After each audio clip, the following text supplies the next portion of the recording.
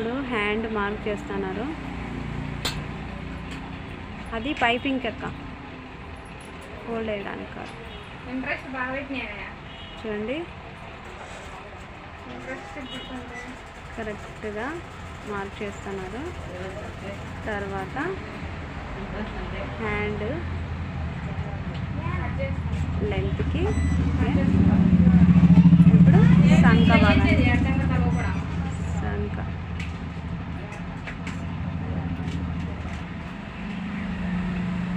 ఇప్పుడు అయిపోయింది కదా, దాన్నే కలుపుకోవాలి.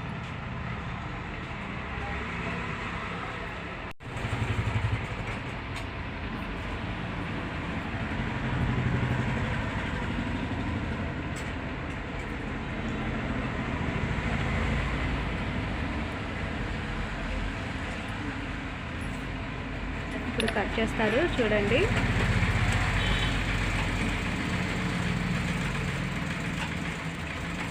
చూసారు కదా, ఈ ప్రకారం మీరు కటింగ్ చేసుకున్నట్లయితే మీకు తొందరగా కటింగ్ కూడా అర్థమైపోతుంది. ఆ ఎక్స్ట్రా లైన్ ఉంది కదా, అది తీసేస్తారు. అలాగా తీసేసుకొని ఇటు సైడ్ లైన్కి మ్యాచ్ వేస్తారు చూడండి, సంఖ దగ్గర అలాగా మ్యాచ్ చేసుకోండి, పర్ఫెక్ట్గా సరిపోతుంది.